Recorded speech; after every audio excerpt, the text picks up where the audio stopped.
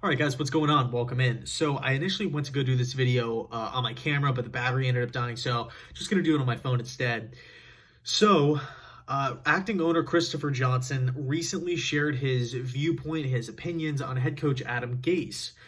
Pretty much reassuring everybody that Gase is the guy, he's still the brilliant offensive mastermind, and that the New York Jets management still hold Gase, in a high regard, if you will. So, first off, first things first, I understand the professionalism from Johnson's standpoint as an acting owner of an NFL franchise, and it doesn't matter if you're in the NFL, NBA, MLB, NHL, you're a boss of a workplace, you're a teacher at a school, you never want to come out publicly and trash or bash your team, your squad, your guys. You never want to do that. I mean, can you imagine the circus that would ensue, just the absolute madness that would ensue if Chris Johnson came out and said, yeah, Adam Gase is terrible and the offense has just been horrible ever since we hired him? The circus would be insane. That would have been, I couldn't even imagine what would be going on right now.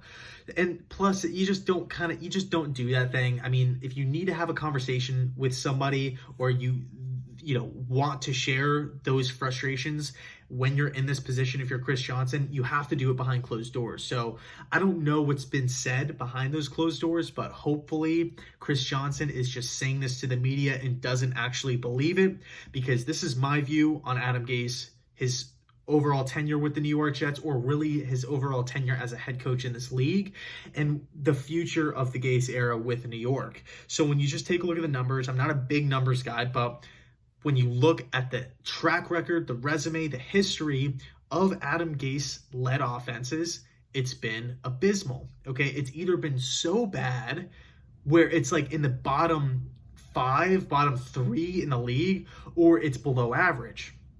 I'm not over-exaggerating here. It's tough to find positive offensive stats under Adam Gase. Doesn't matter if you're talking about last year with the Jets, this year in the one game against Buffalo, and then all of his years with the Miami Dolphins, it's all below average. And when you look at Adam Gase's record, or records as a head coach, he's had one really solid year, the 10-6 year. And some can argue, a lot of those games were actually anomaly wins. They were kind of like toss-up, like random wins and whatnot. But they ended up making the playoffs. And of course, if a team makes the playoffs, they did enough right to, in the regular season to get to that point. Of course, they go to Pittsburgh. Matt Moore is playing to get blown out. Long story short here, let's just take a look at the numbers. In points, offensive ranks in points. In 2016, his first year, that playoff year with the Miami Dolphins, they were 17th.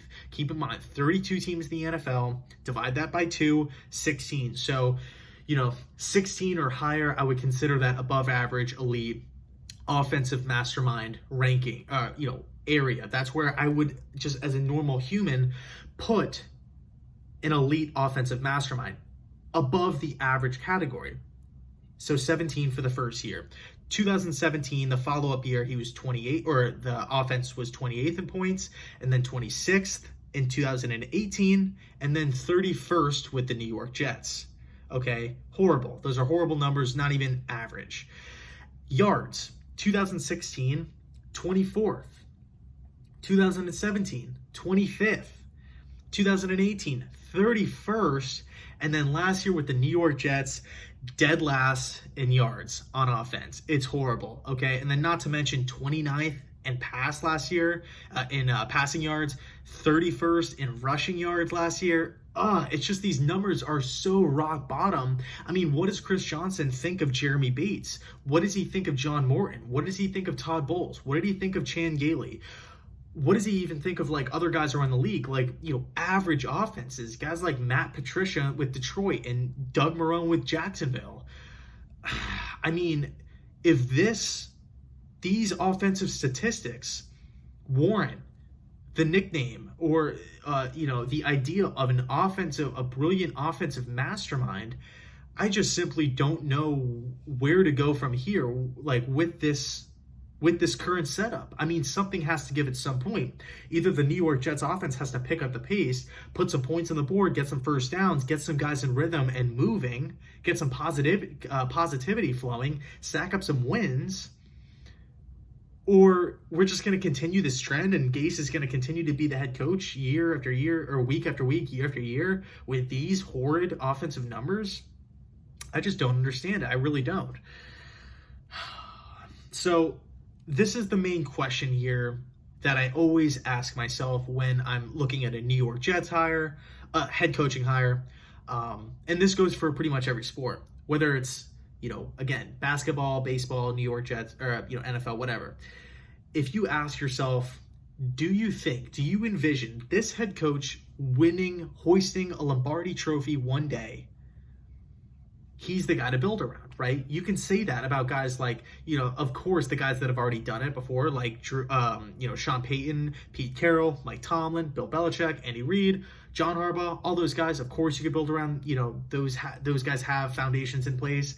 And then you even younger guys too, like Kyle Shanahan, Sean McVay. And I'm not really saying that you need to have instantaneous first year success or anything like that, or you just need to light the league on fire. I'm not really saying that. I'm saying we need to see some improvement. I mean, you cannot be dead last in offensive yards and claim that claim that we have an offensive brilliant guru and mastermind on offense. Well, we're literally last. We're worse than every team.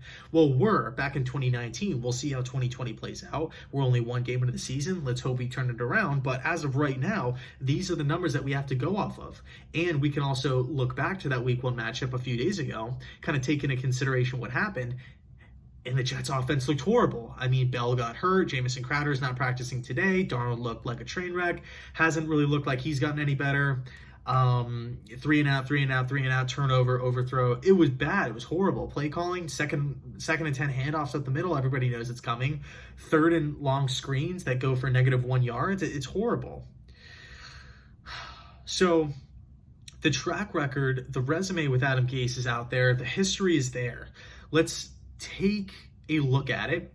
Let's make a calculated decision moving forward. And I'm not saying, because we haven't fired, I'm not saying tonight we should go fire Adam Gase. I'm not really saying that. I'm saying if this is the continued trend, or if this is the precedent that's being set for a brilliant offensive mastermind, then why didn't Todd Bowles get a longer chance? Why didn't Jeremy Bates and John Morton get a longer leash when those offenses with less talent put up better numbers? I just don't get it. So I'll leave it there. That was kind of my response to the whole, Johnson coming out and supporting Gase and stuff. And again, I understand Johnson's standpoint. You never want to go out there and bash your own guys to the media, especially that New York media, because they'll eat it up and it'll be a circus. But if that's truly how Johnson believes, then the New York Jets are clearly in a long year, right? It's going to be a long, long season. And something has to give at some point. So I'll leave it there. Let me know your thoughts down below in the comment section. And I apologize for doing this video on my phone. I wish I could have done it, with the, all the better quality and all that kind of stuff. But I felt like I had to do it. So let me know your thoughts. And as always, thanks so much for watching, and go Jets.